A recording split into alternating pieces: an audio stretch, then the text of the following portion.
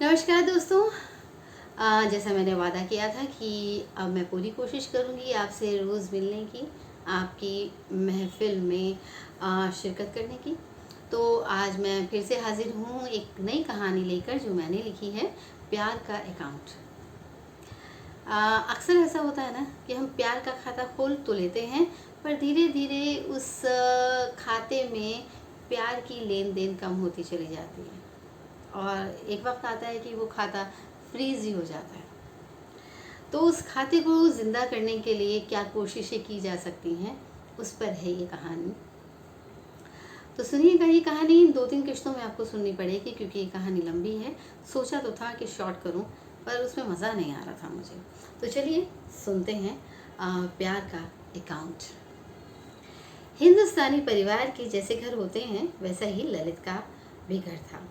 सुबह ललित की पत्नी नेहा का कभी माँ बन के, कभी बहू बन के, कभी मेमसा बन के, तो कभी पत्नी बन के सारे घर में भागते दौड़ते रहना।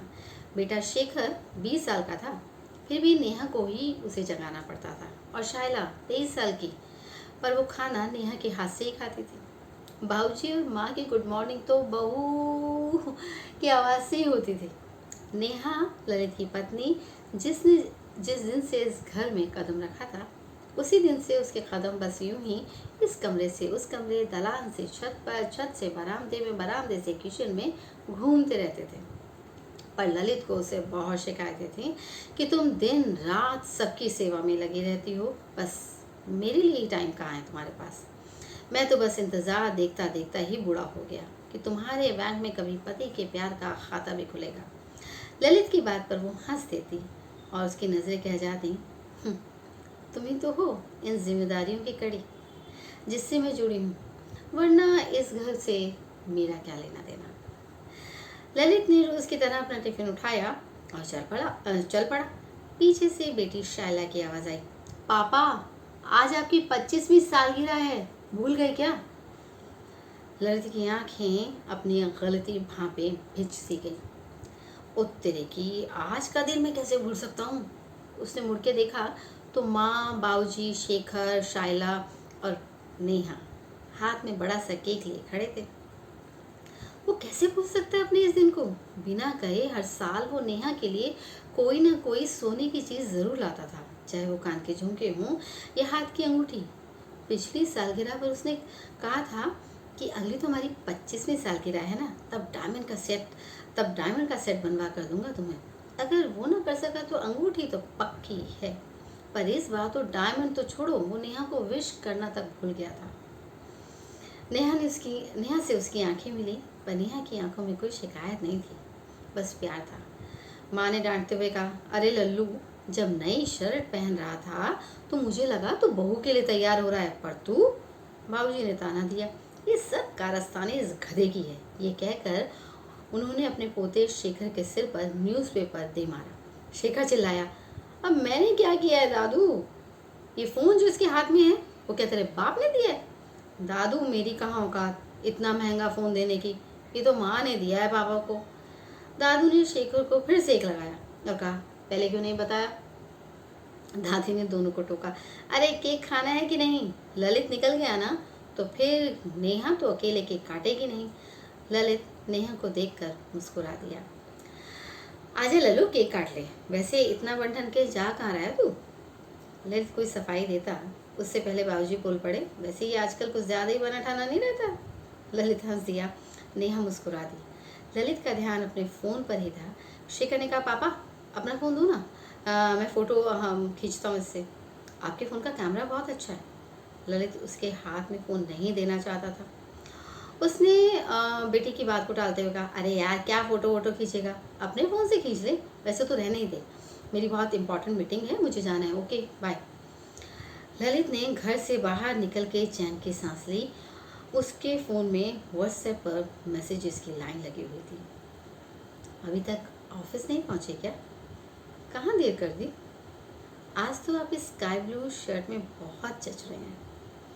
ललित ने किसी भी बात का जवाब नहीं दिया, सिर्फ लिखा, आज हमने मिलना है ना।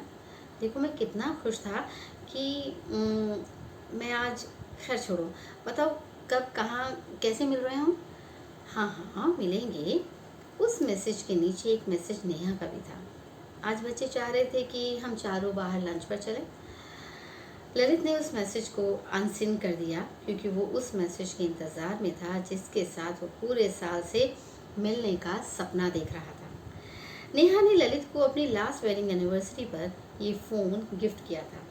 शायला व्हाट्सएप, फेसबुक और इंस्टा डाउनलोड कर दिए और अकाउंट भी बना दिए। शुरू शुरू में तो ललित को ये फ़ोन आफत लगा, पर एक दिन किसी के ने व्हाट्सएप पर आकर हलचल सी मचा दी। हेलो, देखो, sorry sorry sorry sorry sorry sorry कह रही हूँ ना, प्लीज़ मान जाओ।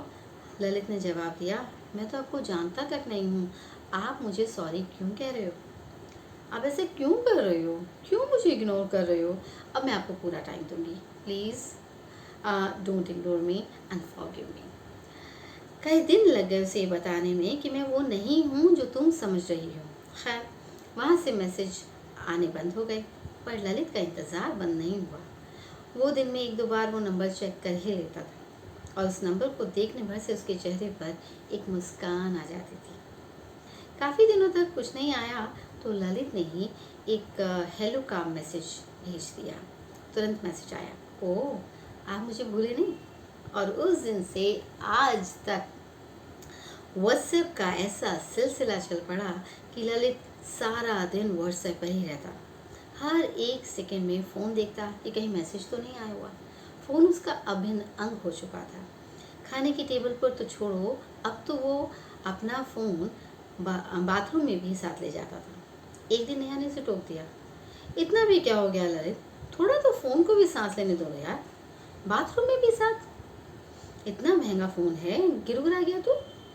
उस दिन के बाद से कम ललित ने बाथरूम में फ़ोन ले जाना तो बंद कर दिया।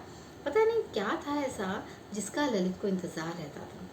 फ़ोन की ज़रा सी दूरी भी उससे बर्दाश्त नहीं होती थी। उसके चेहरे पर टेंशन नज़र आने लगती थी अगर कोई उसका फ़ोन छू भी ले तो। पर कुछ दिनों पहले से वो बिना टेंशन के रहने लगा था क्योंकि उसने अब फ़ोन पर लॉक लगाना सीख लिया था। अब उसके मैसेज कोई पढ़ लेगा इसका डर नहीं था उसे। आज उसके लिए बहुत ख़ास दिन था। आज के दिन को लेकर वो रोमांचित था कि जिससे साल भर से व्हाट्सएप पे बातें हो रही थी, आज उससे आमने सामने मुलाकात होगी। इस ख्याल भर से वो रोमांचित हो उठा था। मन का एक कोना कह रहा था कुछ गलत तो नहीं कर रहा, क्योंकि आज उसकी शादी की सालगिरह है। आज उसे अपनी पत्नी और बच्चों के साथ होना चाहिए। पर मन का दूसरा कोना कहता, यार सालगिरह तो अगले साल भी आ जाएगी, पर वो पता नहीं आएगी या नहीं। उसका व्हाट्सएप था कि 1:30 बजे मिले लंच पर। ललित का चेहरा खिल गया।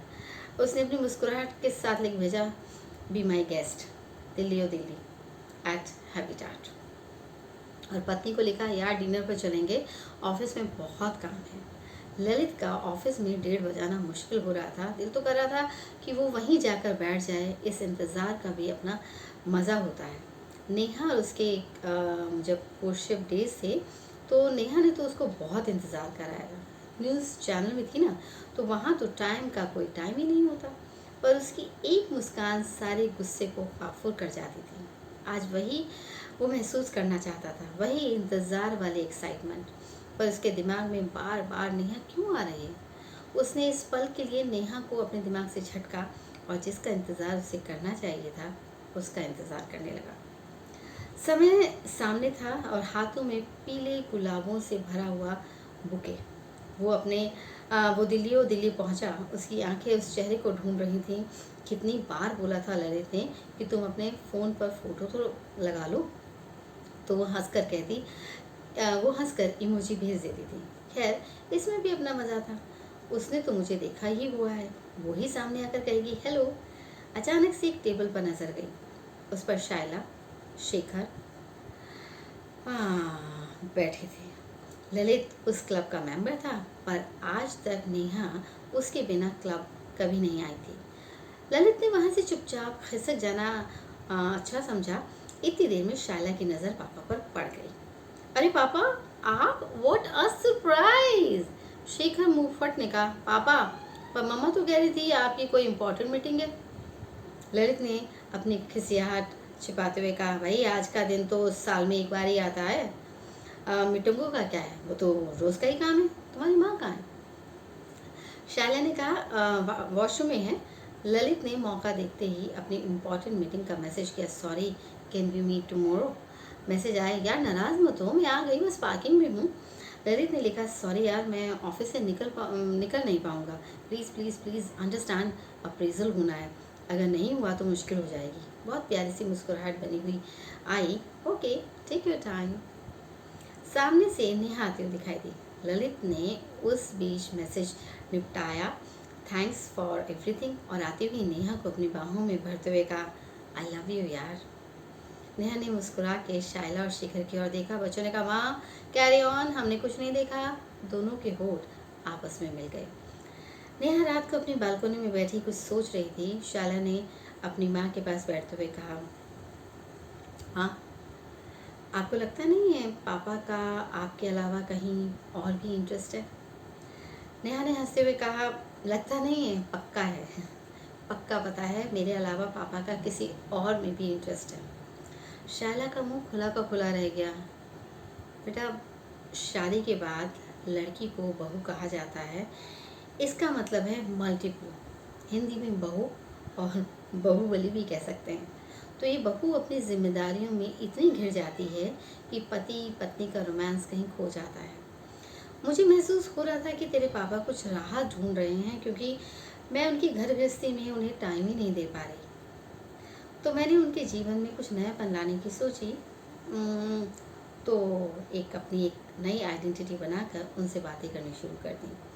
देखा कि 50 साल बाद भी मेरा पति फुल टू रोमांटिक है। बस वो अपनी पत्नी से बोर हो चुका है। इससे पहले कि वो इधर उधर भटके, तो मैंने ही उनके जीवन में एक आभासी दुनिया कायम कर दी, और इस दुनिया ने हमारे प्यार के खाते को रिन्यू कर दिया। माँ तुसी ग्रेट हो यार। तभी ललित शायला को ढूंढता आया, अरे यार देख तो मेरा फ़ोन लॉक हो गया है। नेहा ने कहा, लाओ मैं देखूं। ललित ने हंस के कहा, यार नेहा तुम अपनी किचन तक ही सीमित रहो, तुमसे स्मार्टफोन कहाँ हैंडल होंगे। शायला ने अपनी माँ की तरफ देखा। नेहा ने कंधे उचकाए और मुस्कुरा दी। शायला ने नेहा की आंखों में देखा और हंस दी। तो दोस्तों, अगली किस्त इसकी आप कल सुनेंगे, जो कि और भी इंटरेस्टिंग है। आप अपनी राय ज़रूर दीजिएगा, मेरे चैनल को सब्सक्राइब कीजिएगा और नोटिफिकेशन का बटन ज़रूर दबा लीजिएगा, जिससे आपको पता चलता रहे मेरी स्टोरीज़ कब आ रही हैं। तो इसी तरह हमारी कहानियों का सिलसिला जारी रहेगा। धन्यवाद और अपना ख्याल रखिएगा और यूं ही बने रहिएगा।